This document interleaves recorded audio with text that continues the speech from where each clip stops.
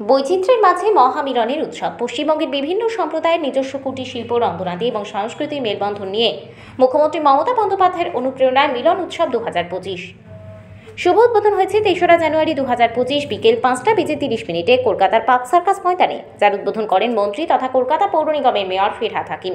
উপস্থিত ছিলেন সিদ্দিকুল্লাহ চৌধুরী, জাভেদ আহমেদ খান, ব্রাত্য বসু, বাবুল সুপ্রিয় সহ বিশিষ্ট ব্যক্তিবর্গরা।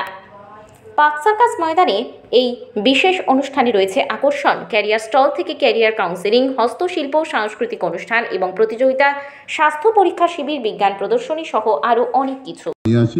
মিলন বন্ধন থেকে মিলন মেলার মধ্যে সব মানুষ এবং সব মানুষ যারা আছেন বাংলার মানুষ, সেই বাংলার মানুষ আর একটা বার্তা দেন এবং দিশা দেখান। সেটা হচ্ছে সাম্প্রদায়িক সম্প্রীতির বার্তা। সারা বিশ্বতে আজকে বাংলা সেই মানটা আছে কি আমরা যে পথে হাঁটি সেই পথটা অন্যরা পরে দেখে।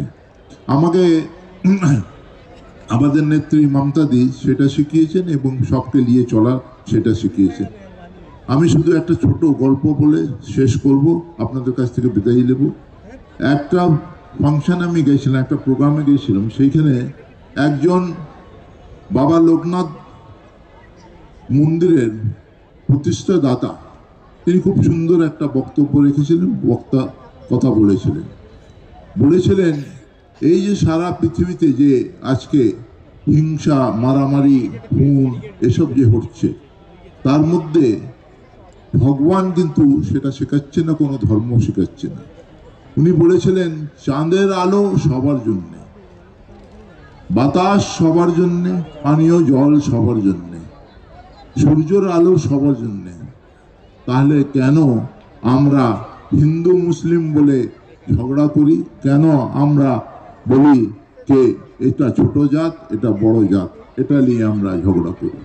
আজকে সেইখান দিয়ে যদি আমরা দেখি, আমাদের নেত্রীও সেই কথা বলেন, উৎসব সবার, ধর্ম নিজের নিজের, সেই ধর্মটা আপনারা পালন করুন। কোন ধর্ম হিংসা শেখায় না, খুন করতে শেখায় না। যারা করছে তাদের উদ্দেশ্য অন্য হচ্ছে, সেটা আপনারা যদি বুঝতে পারেন তাহলে সেই ঝামেলাটা আর হবে না, হিংসা হবে না, আমরা একসঙ্গে থাকতে পারবো। ভারতবর্ষর কারোর বাবার সম্পত্তি নেই।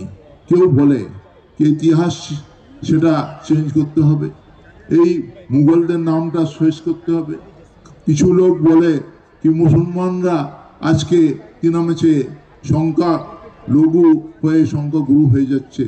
তাদের জন্য আমি শুধু বলতে চাই, সেন্সাসের কথা, আজকে প্রায় ভারতবর্ষ স্বাধীন হয়েছে প্রায় 78 বছর। সেই 78 বছরে মুসলিম পপুলেশন হচ্ছে, সংখ্যালঘু পপুলেশন হচ্ছে 14.2%। আমরা 100 বছর আরো থাকতে গেলে ওটা 28-30%-এর বেশি হতে পারবে না। ভয় করবার কিছু নেই কাউকে।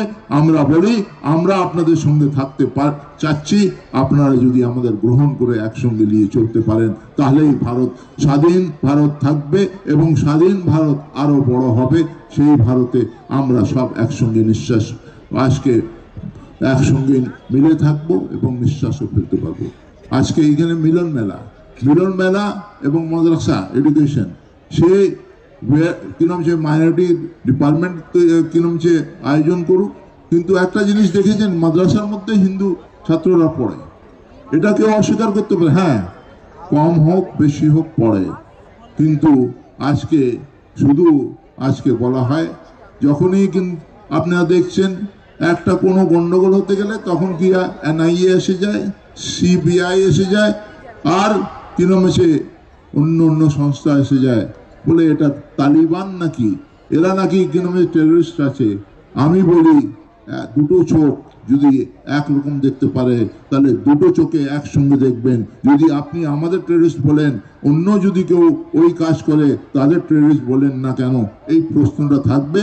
আর বলবো এইখানে এই কথা কি আজকে চলুন বাংলায় আপনারা সেই যেটা চেষ্টা করছেন, আপনাদের যে চেষ্টাটা হচ্ছে হিন্দু মুসলিমকে আলাদা করে আপনারা রাজ করতে পারবেন, সেটা কোনোদিন হবে না যতদিন মা মাটি মানুষের সরকার আছে, যতদিন মমতা ব্যানার্জি আছে।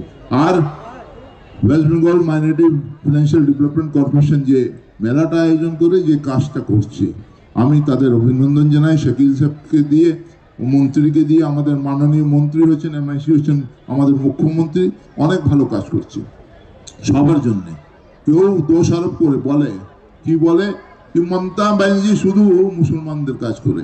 আমি বলি না বন্ধু, সে ভুটিয়ারও কাজ করে, লেপচারও কাজ করে, সাঁওতালিরও কাজ করে, সে খ্রিশ্চানদেরও কাজ করে, সারা বাংলার মানুষের কাজ করে। আজকে সেই জন্য লক্ষ্মী ভান্ডারের আজকে শুধু মুসলমান না, সারা বাংলার মানুষ তার থেকে উপকার পাচ্ছে। আজকে স্বাস্থ্য সাথীতে সারা বাংলার মানুষ উপকার পাচ্ছে, রূপশ্রীতে সারা বাংলার মানুষ উপকার পাচ্ছে। আজকে সেই জন্য বলি, যারা এই বৈষম্য চেষ্টা করছে ক্রিয়েট করবার, তাদের জন্য বলি বাংলা আপনাদের জায়গা নেই, এইখানে আপনারা ঠাঁই পাবেন না, আপনারা বিদায় নেন এইখান দিয়ে। আমরা আপনাদের কোনোদিন এই জায়গায় আপনাদের ঘাঁটি বাঁধতে দেবো না। এই কথা বলে প্রত্যেককে বলি, মিলন মেলাকে আরো বেশি আপনারা আসুন। দেখুন এইখানে শুধু কিরম যে ব্যবসা হচ্ছে না, এখানে ক্যারিয়ার কাউন্সিলিং হচ্ছে, যেটা সবচেয়ে বেশি প্রয়োজনীয়তা আছে। পড়াশোনা, ক্যারিয়ার কাউন্সিলিং, সেই কাজটা মিলন মেলার মধ্যে আজকে West Bengal minority financial development corporation করছে। তাদের অভিনন্দন জানিয়ে আমার ছোট বক্তব্য এখানে শেষ করছি।